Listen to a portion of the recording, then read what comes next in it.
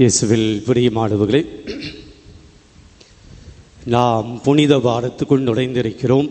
நேற்று ஆண்டவருடைய திருப்பாடுகளுடைய குருத்து ஞாயிறை நாம் கொண்டாடினோம். ஆண்டவர் இயேசு எருசலேமுக்குள் நுழைந்த அந்த நிகழ்வை நாம் கொண்டாடினோம். இன்றைக்கு புனித வாரத்தினுடைய திங்கட்கிழமை.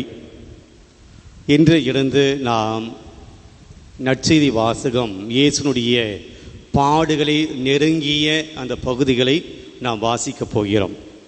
இன்றைக்கு நாம் படித்த வாசகம் பெத்தானியாவில் நடக்கிறது.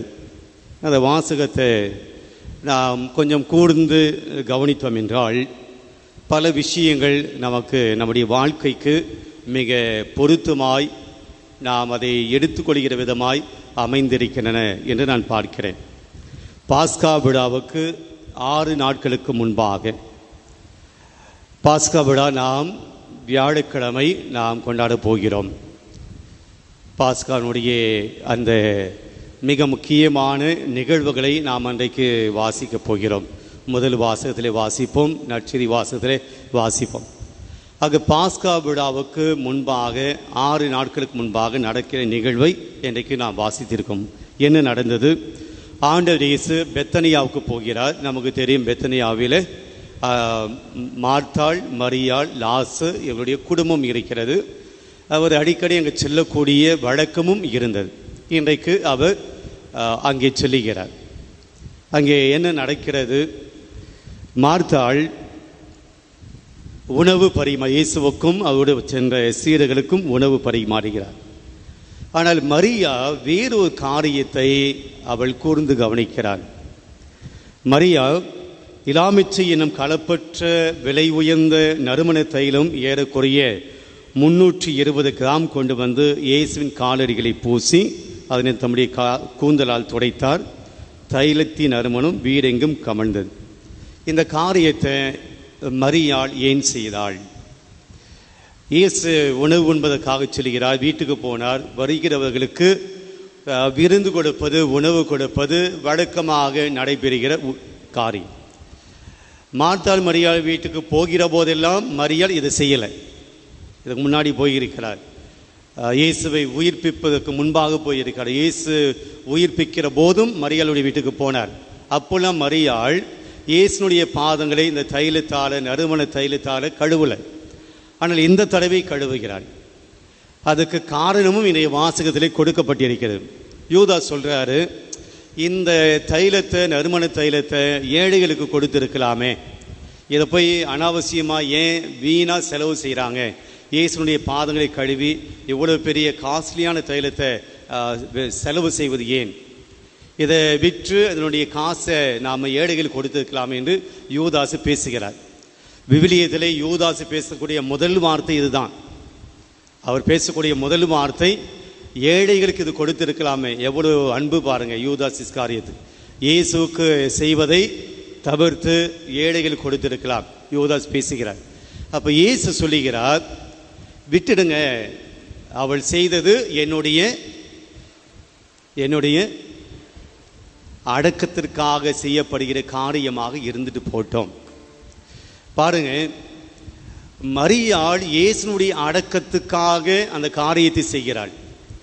இயேசுனுடைய இறப்பு நடக்கப் போகிறது என்பதை மரியாவால் கண்டுபிடிக்க முடிகிறது. இயேசு இன்னும் சில நாட்களிலே அவர் இறக்கப் போகிறார், மரிக்கப் போகிறார் என்பது மரியாள் அனுகூலம் செய்கிறாள், முன் யோசிக்கிறார். ஆனால் கூட இந்த சீடர்களுக்கு தெரியல. கூட இந்த சீடர்கள் இயேசுனுடைய பாடுகளை பற்றி தெரியல. மீண்டும் மீண்டும் இயேசு சொல்லுகிறார், நான் பாடுபட போகிறேன். ஆனால் அவங்க பேசுனதெல்லாம் இது உமக்கு நடக்கவே கூடாது. யார் சொல்றது? பேதுரு. இது உங்களுக்கு நடக்கவே கூடாது. இன்னும் இந்த சீலை என்ன பண்ணுறாங்க? ஆண்டவரே, உம்முடைய வலது பக்கம் இடது பக்கம் உட்காருவதற்கு எங்களுக்கு அனுமதி கொடுங்க. யோவானும் யாக்கோபும். மற்ற சீடர்கள் இயேசுனுடைய இறப்பை குறித்து கவலைப்படவே இல்லை. இயேசுனுடைய இறப்பை பற்றி அவங்க யோசிக்கவே இல்லை. அவங்க நினைத்ததெல்லாம் இயேசு அரசனாக வருவார். அப்போ இயேசுவை பற்றி சரியாக சீடர்கள் புரிந்து கொள்ளவில்லை. ஆனால் மரியா இயேசுனுடைய அடக்கம், இயேசுனுடைய இறப்பு நடக்கப் போகிறது. இயேசுனுடைய இறப்பு சமயத்தில் ஒரு அடக்கத்துக்கு அல்லது ஒரு மனிதனை புதைக்கிற போது அதை முன்னாடி செய்யக்கூடிய செயல் இயேசுக்கு நடக்க போகிறது கிடையாது. சிலுவையில் இறங்கி அவரை குளிப்பாட்டி அவருக்கு ஆயிலம் தடவி நறுமணம் தைலம் தடவி அதை நல்ல ஒரு பாக்ஸில் வச்சு அதை கொண்டு போய் கொடுக்கக்கூடிய சூழல் இருக்காது. எனவே முன்கூட்டியாகவே மரியாள் ஆண்டவருடைய அடக்கத்தை குறித்து யோசித்து அனுகூலம் செய்து மரியாள் செய்கிறார். இயேசுவும் அதை அனுமதிக்கிறார், விட்டுவிடுகிறார். விட்டுவிடுங்க, அவள் என்னுடைய அடக்கத்துக்காக செய்யிட்டோம். நீங்கள் தான் என்னுடைய அடக்கத்தை பற்றி யோசிக்கலை, நீங்கள் தான் என்னுடைய அடக்கத்தை பற்றி சிந்திக்கவும் இல்லை, என்னுடைய இறப்பை பற்றி கொஞ்சம் கூட நீங்கள் கவலைப்படலை. ஆனால் இவள் என்னுடைய அடக்கத்தை குறித்து கவலைப்படுகிறாள், என்னுடைய அடக்கத்தை குறித்து முன் யோசிக்கிறாள் என்று அந்த யூதாஸ் சொன்ன அந்த ஏழைகள் கொடுத்திருக்கலாமே என்று சொன்ன அந்த வாக்கியத்துக்கு, அந்த கேள்விக்கு இயேசு விடை தருகிறார். ரெண்டாவது நாம் என்ன பார்க்கிறோம்? சீரர், யூதாஸ் என்கின்ற அந்த சீரருடைய மனநிலையை பாருங்கள். அவன் என்ன சொல்கிறான்? சீடர் ஒருவனும் அவரை காட்டி கொடுக்க இருந்தவனுமான யூதாஸ் இஸ்காரியத்து இந்த தைலத்தை 300 தெனாரியத்துக்கு விற்று அப்பணத்தை ஏழைகள் கொடுத்திருக்கக்கூடாது. அவள் எவ்வளோ தைலம் வச்சுருந்தாங்கன்ட்டு கரெக்டாக அங்கே சொல்கிறாங்க. 320 கிராம். யாருமே இந்த 320 கிராம் எவ்வளோ விலைக்கு போகும் அப்படின்னு யாருமே யோசிக்கலை. இந்த 320 கிராம் விற்றா எவ்வளோ வரும் என்பதை யாருமே யோசிக்கலை. ஆனால் யார் யோசிக்கிறார்? யூதாஸ் யோசிக்கிறார். ரெண்டாவது, ஆண்டவர் இயேசுனுடைய பாதங்களிலே இந்த தைலத்தை, இந்த நறுமண தைலத்தை தடவுவது வீண் என சொல்லுகிறார். ஆண்டவர் இயேசுக்கு இதை செய்கிறது வீணு, வேஸ்ட்டு, இதை ஏழைகளுக்கு கொடுத்திருக்கலாம்.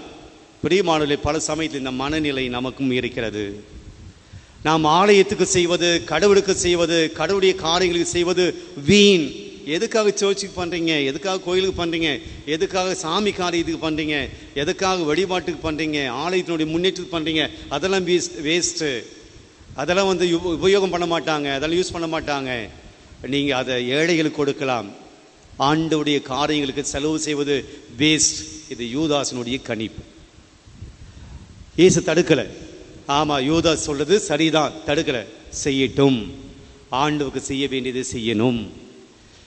சில சமயத்தில் நாம் இப்படியாகத்தான் நினைக்கிறோம்.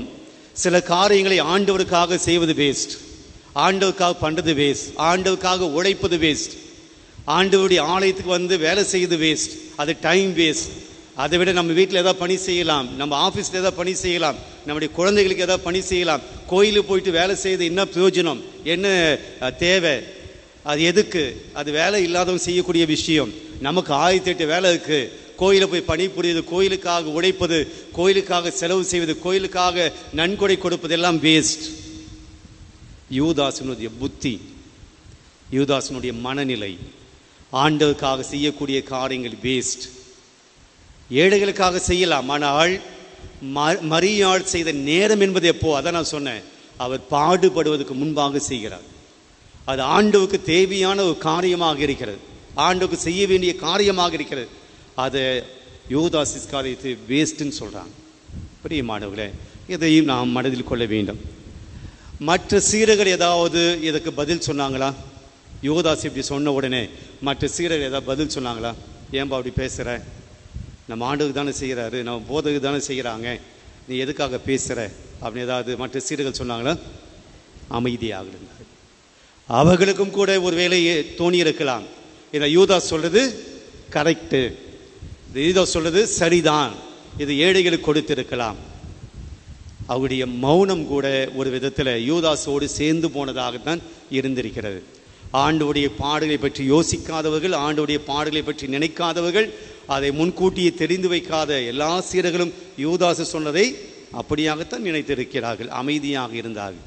பிரியமானவர்களே, இந்த வாரத்தில் 2 காரியங்கள் நடக்கப் போகின்றன. இந்த வாரத்தில், புனித வாரத்தில். ஒன்று, ஆண்டவர் இயேசு தன்னுடைய சீடர்களுடைய பாதங்களை கழுவ போகிறார் வியாழக்கிழமை. ஆனால் இன்றைக்கு மரியாள் இயேசுனுடைய பாதங்களை கழுவுகிறாள். 2 பேர் பாதங்களை கழுவக்கூடிய நிகழ்வுகளை நாம் இந்த வாரத்தை வாசிக்கிறோம். மரியாள் இன்றைக்கு இயேசுனுடைய பாதங்களை கழுவுகிறாள். வியாழக்கிழமை ஆண்டவர் இயேசு தன்னுடைய சீடர்களுடைய பாதங்களை கழுவினார். மரியா பாவம் இல்லாதவுடைய பாதங்களை கழுவினாள். மரியாள் பாவம் செய்யாத, கரைபடியாத ஒரு மனுஷனுடைய பாதங்களை கழுவினார். ஆனால் ஆண்டவர் இயேசு பாவிகளாக இருக்கக்கூடிய இயேசுனுடைய பாதங்களை கழுவினார். அதுவும் தன்னுடைய பாதத்தை கழுவிய மரியாவை பார்த்து, இது வேஸ்ட்டு, தவறு, இது தேவையில்லை, இதை விற்று ஏழைகளுக்கு கொடுக்கலாம் என்று சொன்ன அந்த யூதாசனுடைய பாதத்தையும் கூட இயேசு கழுவுகிறார். வியாழக்கிழமை அது செய்கிறார். பிரியமானவர்களே, இந்த நற்செய்தியிலிருந்து நாம் என்ன எடுத்துக்கொள்ள முடியும்? கடவுளுடைய காரியங்களில் நம்முடைய மனநிலை என்ன? அது கோவிலுக்கு வேலை செய்வதாக இருக்கலாம், கடவுளுடைய காரியங்களை செய்வதாக இருக்கலாம், அல்லது ஆலய விஷயங்களாக இருக்கலாம். கடவுளுடைய காரியங்கள் என்று நாம் எதை வைத்திருக்கிறோமோ அதை செய்பவர்களை நாம் எப்படி பார்க்கிறோம்? அதை செய்கிற போது நாம் எப்படி ஒத்துழைப்பு கொடுக்கிறோம், அல்லது அதை செய்பவர்களை நாம் எப்படி தடுக்கிறோம்? இதைத்தான் இன்றைய வாசகம் நமக்கு சொல்லுகிறது. நாம் எந்த இயேசுவின் மனநிலையா, மரியாவின் மனநிலையா, மற்ற சீடர்களுடைய மனநிலையா, யூதாசினுடைய மனநிலையா?